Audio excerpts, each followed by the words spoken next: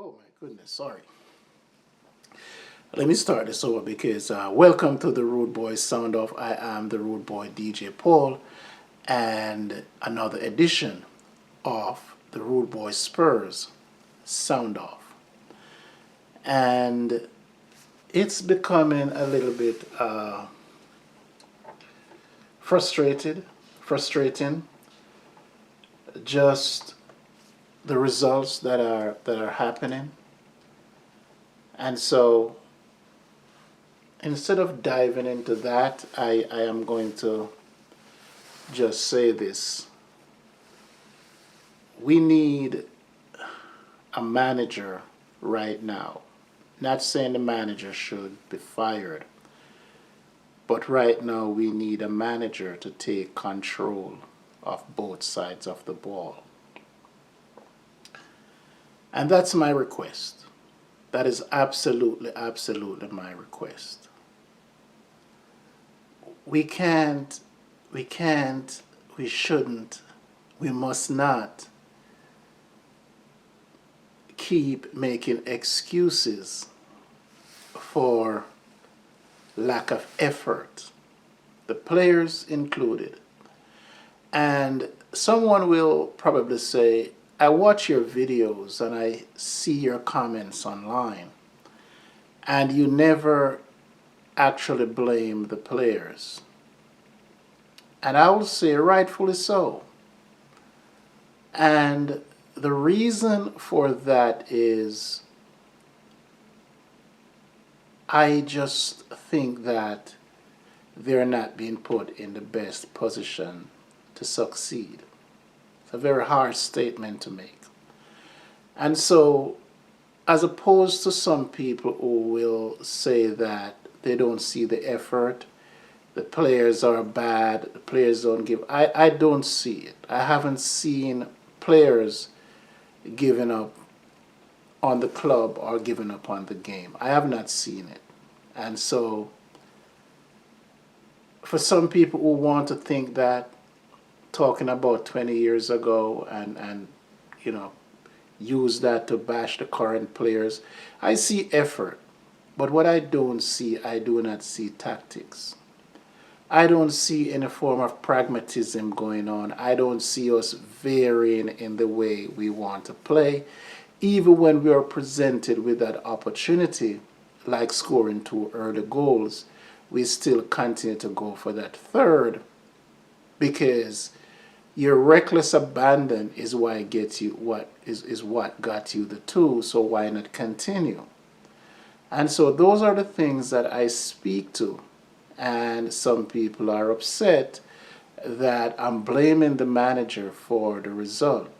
But at the same time, you credit the manager for the wins and say good. But part of what I look at is that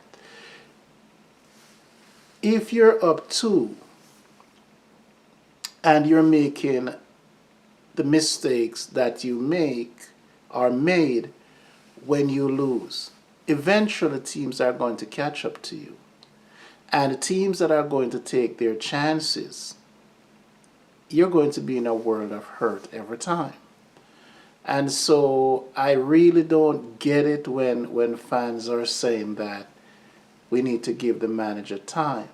We don't need to give the manager any more time. What we need to do is that we need to hold the manager accountable for the tactics that he's using. And we want to say, hey, we appreciate that you took us out of the doldrum from the last 2 managers. That's not Spurs. That's not us. And we appreciate that. But at the same time, if you come to fix the problem, you can't just solve one facet or one aspect of what or why we are bad or inconsistent. And so you're trying to perfect an offense. You're trying to perfect the offensive play because that's all you know, instead of playing both sides of the ball. Football is about perpetual movements and reaction. And so it's a very unique sport, football. is that the same people that are the attackers in varying different ways are the ones that have to play defense. Perpetual movement, perpetual exchanges, consistency in the free flow. That means you have to attack, you have to now turn around and play defense. That has been football for you. And so, with that being said, you cannot abandon that side of the ball. We are doing that. We have done that, and we want to accept that if we look good, then that's good enough. And so the manager deserves to look good with us losing without no effort to fix the reason why we're losing. And that absolutely made no sense to me at all. Period. I don't understand that thinking. And so when the team does win and you say, look, I can point out to you that the other team could have scored 3 or 4 goals, but they just did not capitalize on it.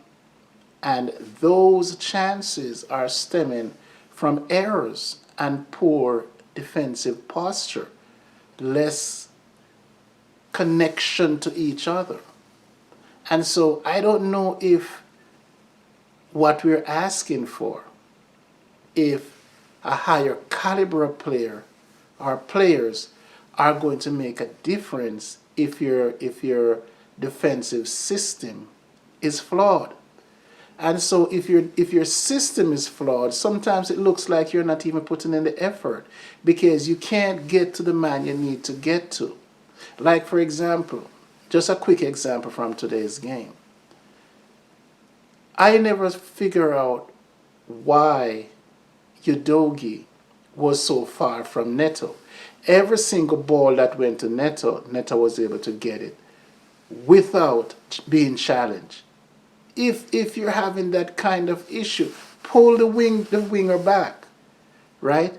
Pull the winger back, pull the holding midfielder back, so your defenders so your left-sided, in this case Van de Ven, can play closer to you, and then you're able to press up more on Neto, because you can use the line as a secondary defender. But if you make the switch, which happens every game, fast wingers, you make the switch. But if you're standing on the 18, right, and the winger is standing on the touchline, that's a lot of ground to make up.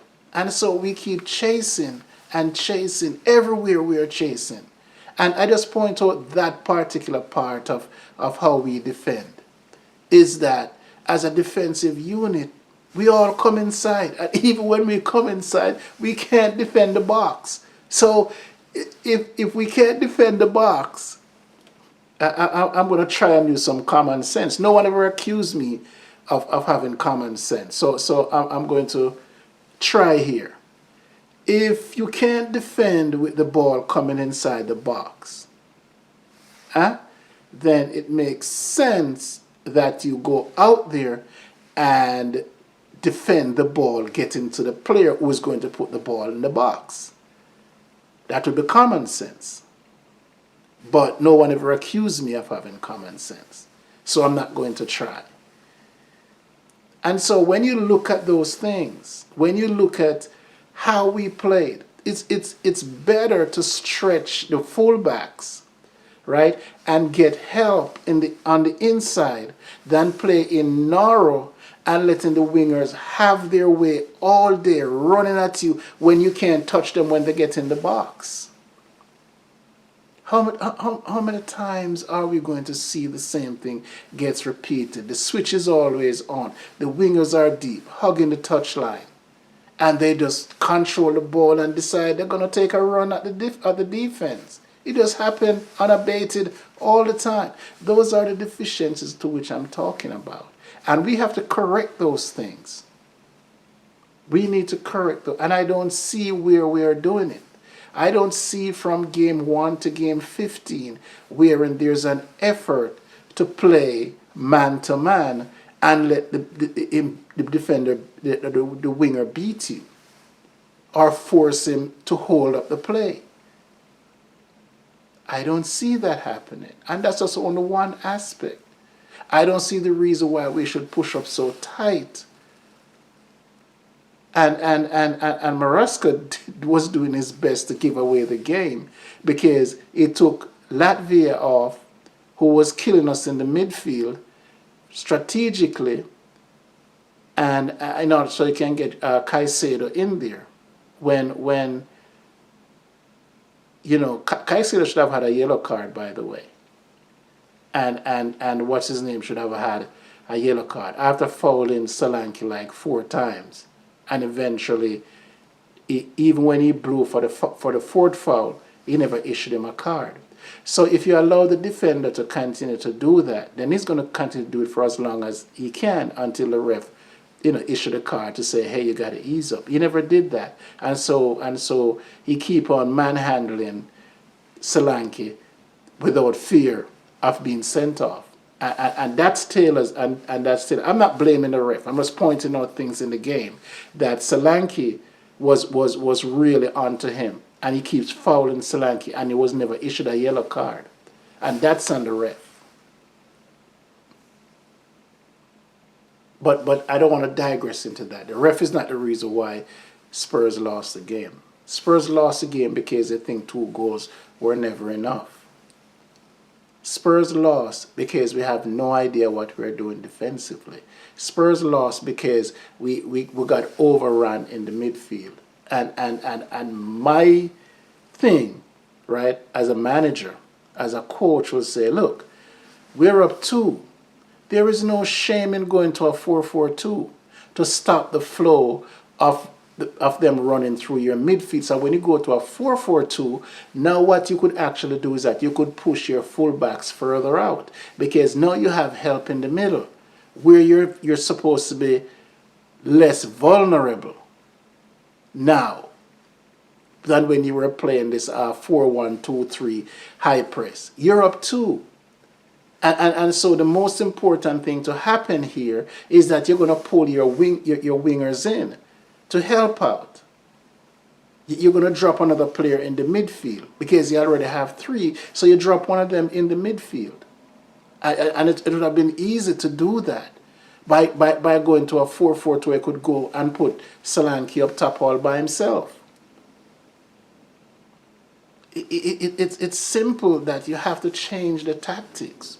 You could have gone 5 across the midfield, with Solanke dropping in as well to help out. But you've got to bring the wing backs, back to help out. And so you still have, Udogie, who's always too high, so high, but he's not productive.